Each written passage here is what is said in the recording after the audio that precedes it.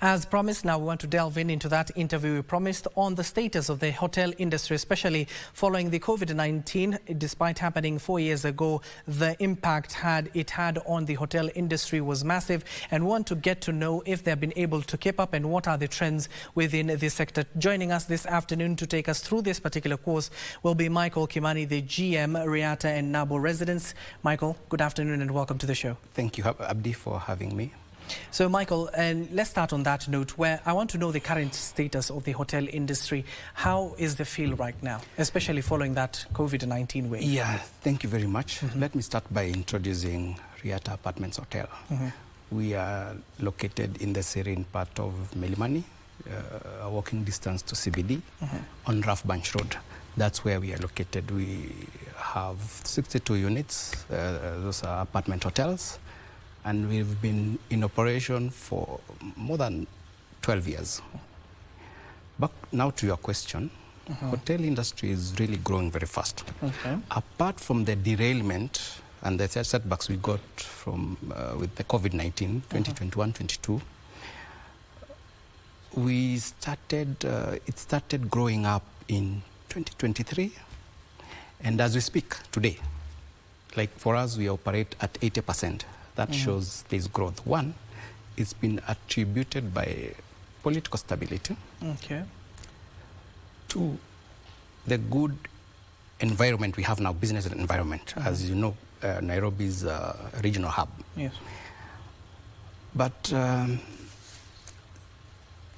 another negative maybe thing we didn't consider as stakeholders, we don't have enough hotel beds. So you find when we have big conferences, we tend to spill over now to AirBnBs. And that's where AirBnBs came into place, because hotels could not satisfy that market. And Airbnbs came up without standards. That's why you could hear of these cases concerning the Airbnbs. But the hotel industry, it's growing. And the future, I think, I'm seeing a very positive future. And of course, given that you've seen Kenya, we have been hosting many summits, and many more have been announced. So if you say you don't have beds, how are you going to accommodate those guests? Now investors, I'm calling investors. There's opportunity in the hotel sector. We need to invest more hotels. We need to have more hotel beds, so that when we have big conferences, we can host them comfortably. And given that now you have raised the issue of the Airbnb now, let's say, for example, given that it is catchy, we have seen people going with it. So how is the hotel industry, such as yourself, leaders such as yourself, coping with this new trend? Yes, solution for that is to create a product to suit that market. The Airbnb market is a bit low, so we need to come up with a product which suits that market segment. In the hotel ranking, it's the lowest. So for us, we've come up with so many products. One is giving rates, lower rates. For those people who want to, let's say you want only room, you can get a bed-only rate. If you want bed and breakfast, you want hourly. Like in China, they do hourly rates. Somebody is in transit and you just want to take like 4 or 5 hours nap, so you need a place which can give you that. So I think we've not tapped into that market and create more opportunities and with better standards, because most Airbnbs don't have standards. It's just somebody opening up a house and letting people come in. We need standards and we need regulations. That's why hotels now need to come in and create products for that market.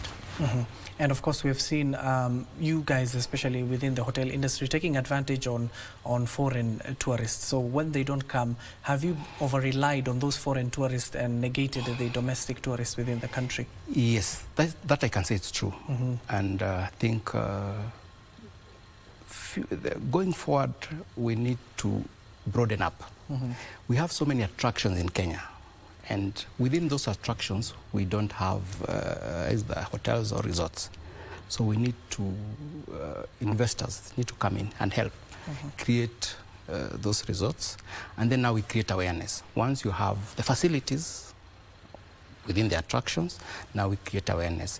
That way we'll tap into the local market. Because we only have the normal Mara, Yes. the coast region. We've not tapped into other attractions within Kenya because there are a lot of sceneries within our country which we've not really utilized, and tap into the local market. And have you also considered, given that I know most of the issues that Kenyans normally raise is the rates that you provide, so do you consider that in mind, especially with the current economic status? Yes, we have. What the hospitality industry does is come up with different rates. There's foreigners, the local rates. So we need to create awareness also to our local tourists that we have special rates for them. And indeed, tell us what are the trends maybe that has been cropping up despite the Airbnb within the hotel industry, and how are you coping to acclimatize to those situations? The trends, the future of hotel is technology. So you find now the current challenge is upgrading the equipments, the amenities we have to match the growing technology. Like in the conferencing, we need state-of-the-art conferencing rooms which can do live presentations, because now the world is global and we need to embrace that is one area which now we in hospitality industry we need to invest in that. And also amenities, we need to modernize. Like in service, it's easier to, once we modernize, it makes it more efficient and reduces also costs. And of course, we know all about the sustainable tourism within the sector itself. So how hoteliers such as yourself are promoting sustainability within the tourism sector? We've started going green. One is to reduce emissions. Like for us, we've reduced use of diesel generators. We've gone solar. We've gone, for our laundry, we use steam. And also plastics. We use recyclable plastics. So we've avoided a one-time plastic, because those ones really create environmental challenges because of disposing. So for us, we use like the plastic bottles. Now we are using glass. In the rooms, we use soap dispensers, unlike the ones which the wrapping. So we've gone green. Indeed. And of course, green is the way that most even the government is promoting for. And with that in mind, has the government come forth to help the hoteliers within the industry, especially the Ministry of Tourism? Yeah, I can say in general the government, because there's a program. If you invest in green energy, you get credits and you get financing. Like if you want to install solar in your facility, there are companies which have been assigned to do that, and they can finance. You agree with them, this is how we'll finance. Part of it is paid by the government, then part of it now is the establishment, which you can pay within a certain period, depending with the agreement you have. But they've really helped. And what is the outlook, especially for 2024? I know it's too early to call it. We're just in March.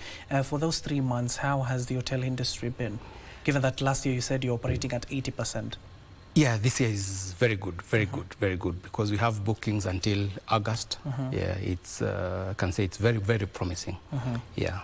And then finally, tell us, with your predictions of the future, how will the hotel industry look like, and what are some of these emerging challenges that you keep acclimatizing to and solving to when you get there? The future for hotel industry is conferencing. Everything, most business, most opportunities are in conferencing. And I urge now investors, we need to work into expanding our conferencing facilities. Challenges is the cost, because it comes with a cost. Yeah. And tell us some of the recommendations you might have, or policies that you have come up with that you would like to propose before the government, so that they can make the hotel industry have a conducive environment to operate in. If we can get subsidies, and also maybe create some fund whereby if we have some pandemic, like hospitality can be affected by terrorism, we need to have a fund whereby if such a thing happens, there's a fund to cushion hotels. Also, because we pay staff. If we don't have money, we can't pay them. So if we have such a fund which can cushion the hospitality during calamities, it can go a long way. Yes. Maybe give us your final remarks, given that we have come to the end of this conversation. Thank you very much, Abdi, and I want to welcome you to Riata. It's a pleasant place to relax and stay, and we are known to offer the best hospitality in Nairobi. So come and experience and be a testimony to stylish living. Thank you so much. That is Michael Kimani, the General Manager of Riata and Nabo Residences, just giving us an update on what is happening within the sector of the hotel industry. You do know that it was affected badly by the COVID-19 pandemic. 3 years later, from experiences, Michael is telling us 2023 has been good, but in 2024, they even hope it will be better. That will, of course, conclude our conversation, and we'll also keep an eye on the industry itself. Let's continue.